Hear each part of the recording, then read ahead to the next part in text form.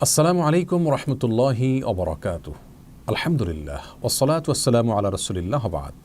সুপ্রিয় দর্শক শ্রোতা ভাই বোন, আমাদের মধ্যে অনেকেই নিছক টাইম পাস করার জন্য, সময় কাটানোর জন্য লুডো খেলে থাকেন। অনেকে তাস, দাবা অথবা ক্যারাম ইত্যাদিও খেলে থাকেন। এ সমস্ত খেলা আজকাল সরাসরি খেলার পাশাপাশি অনেকে অনলাইনেও খেলে থাকেন। নিছক সময় কাটানোর জন্য যদি এই সমস্ত খেলাধুলো করা হয়, সেখানে যদি কোনো প্রকার পারস্পরিক আর্থিক লেনদেন না হয়, ইসলামের শরীয়তের দৃষ্টিকোণ থেকে এ সমস্ত খেলাধুলা জায়েজ নাকি না জায়েজ সে বিষয়ে আজ আমরা কথা বলবো ইনশাআল্লাহ বিইذনিল্লাহ। শুরুতেই যে কথাটা বলে রাখতে চাই তা হলো, একজন মানুষের স্বাভাবিক বিকাশের স্বার্থে সাধারণ খেলাধুলা এবং সুস্থ বিনোদন বা চিত্ত বিনোদনের বিষয়টিকে ইসলামী শরিয়া অ্যালাউ করে বিশেষ কিছু শর্ত এবং মূলনীতির আলোকে। সে সকল মূলনীতি এবং শর্তকে খেয়াল করে যদি আমরা কোনো খেলাধুলা করি, কোনো বিনোদনের পন্থা অবলম্বন করি, তাহলে ইসলামী শরিয়ার দৃষ্টিকোণ থেকে সেটি নিষিদ্ধ নয় বরং অনুমোদিত। সে সমস্ত মূলনীতিগুলো কী কী, যেগুলোর ভিত্তিতে আমরা খেলাধুলা করতে পারি, সে বিষয়ে আমরা আলোচনার শেষাংশে কথা বলবো ইনশাআল্লাহ বিইذনিল্লাহ। শুরুতে আমরা দেখে নিই যে সমস্ত খেলাগুলো নিয়ে আমরা কথা বলছিলাম, সে সমস্ত খেলাধুলা সম্পর্কে কোরআন এবং হাদিসে সরাসরি কোনো কথা বলা আছে কিনা। এ বিষয়ে মুওয়াত্তা মালিক এবং সুনানে আবু দাউদ একটি হাদিস বর্ণিত হয়েছে, যেটি বর্ণনা করেছেন আবু মুসা আল আশআরী রাদিয়াল্লাহু তাআলা আনহু। সে হাদিসটির ভাষ্য হলো এরকম: মান লাইবা বিন নারদি ফাকাদ আসাল্লাহ ওয়া রাসূল, অর্থাৎ যে ব্যক্তি পাশা খেললো সে ব্যক্তি আল্লাহ এবং তার রাসূলের অবাধ্য হলো, আল্লাহ এবং তার রাসূলের নিষেধাজ্ঞাকে অমান্য করলো। মুওয়াত্তা মালিকের অপর একটি হাদিসে বর্ণিত হয়েছে যে আব্দুল্লাহ ইবনে ওমর রাদিয়াল্লাহু তাআলা আনহু তার পরিবারের লোকদেরকে পাশা খেলতে দেখলে প্রহার করতেন, শাসন করতেন এবং সেগুলোকে ভেঙে ফেলে দিতেন। ইমাম ইবনে তাইমিয়া রাহিমাহুল্লাহ মাজমুউল ফতওয়াতে একটি ফতোয়া উল্লেখ করেছেন যে ইমাম আবু হানিফা এবং ইমাম আহমদ ইবনে হাম্বল রাহিমাহুল্লাহ তাআলা তারা উভয় ফতোয়া দিয়েছেন যে ব্যক্তি পাশা খেলে, দাবা খেলে, এই ব্যক্তিকে তোমরা সালাম দিবে না, কারণ সে জঘন্য অপরাধে গুনাহে লিপ্ত। এই সমস্ত হাদিস এবং ফোকাহে কেরামের উক্তি থেকে দাবা এবং পাশা খেলা সম্পর্কে একটা পরিষ্কার নির্দেশনা আমরা পাচ্ছি। ইমাম মুহাম্মদ ইবনুল হাসান রাহিমাহুল্লাহ মুওয়াত্তা ইমাম মুহাম্মদের ভিতরে উল্লেখ করেছেন লা খায়রা ফিল লাবি কুল্লিহা মিনান নারদি ওয়া শাতরাঞ্জি ওয়া গায়রি যালিক, অর্থাৎ দাবা, পাশা এবং এই জাতীয় যে খেলা আছে এগুলোতে কোনো প্রকার কল্যাণ নিহিত নাই, অর্থাৎ ইসলামী শরীয়তের দৃষ্টিকোণ থেকে এগুলো অনুমোদিত নয়। আমরা দাবা এবং পাশার পাশাপাশি এই জাতীয় অন্য খেলাগুলোর সম্পর্কে ইমাম মুহাম্মদ রাহিমাহুল্লাহ একটা উক্তি আমরা পাচ্ছি। এর উপরে ভিত্তি করে অনেক ওলামা একরাম, অনেক ফোকাহে একরাম বলে থাকেন যে লুডো খেলাটাও দাবা এবং পাশা খেলার মতো নিষিদ্ধ, অর্থাৎ সেটাও পরিষ্কারভাবে হারাম।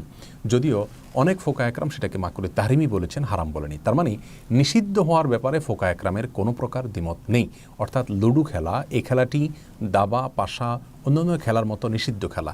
এ বিষয়ে পৃথিবীর তেমন কোনো ওলামা একরামের দ্বিমত পাওয়া যায় না। তবে নিষেধাজ্ঞার মাত্রাটা হারাম পর্যায়ের হবে নাকি তার চাইতে কিছুটা লঘু হবে, সেটা নিয়ে কিছুটা দ্বিমত রয়েছে।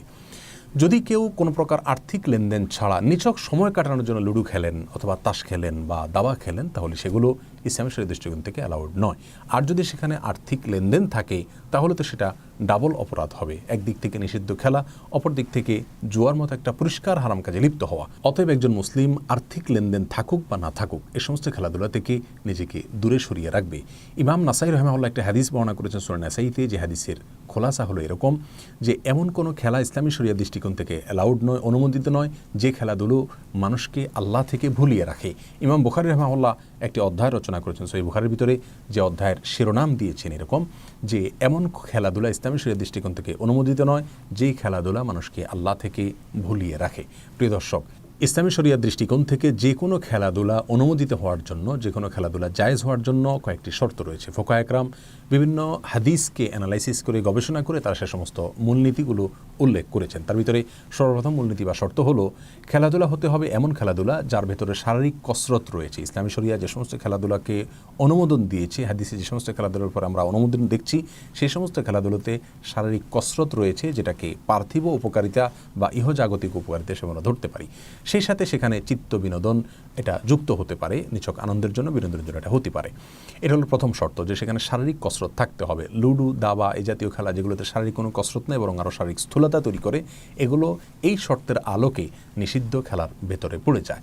দ্বিতীয় যে শর্তটি রয়েছে তা হলো, সেখানে কোনো প্রকার আর্থিক লেনদেন পারস্পরিকভাবে হতে পারবে না খেলোয়াড়দের মধ্যে, তাহলে সেক্ষেত্রে সেটি জুয়ায় পর্যবেসিত হবে। তৃতীয় যে শর্ত রয়েছে তা হলো, এ ধরনের খেলা খেলতে গিয়ে সতর উন্মুক্ত করা চলবে না এবং বেপর্দা হওয়া চলবে না, অর্থাৎ নারী পুরুষ মিশ্রণ হওয়া চলবে না এবং নারী পুরুষের একে অন্যের পর্দা নষ্ট হতে পারে, পর্দার বিধান লঙ্ঘন হতে পারে, এরকম কোনো বিষয় সেই খেলায় থাকতে পারবে না। চতুর্থত, সে খেলা আল্লাহ থেকে এবং সালাত থেকে মানুষকে গাফেল রাখতে পারবে না, আল্লাহ থেকে এবং সালাতের ব্যাপারে মানুষকে উদাসীন করবে, এরকম পর্যায়ের আসক্তি সেখানে থাকতে পারবে না। 5 নম্বর শর্ত হলো খুব বেশি সময় এই খেলার পেছনে ব্যয় করা যাবে না, নষ্ট করা যাবে না।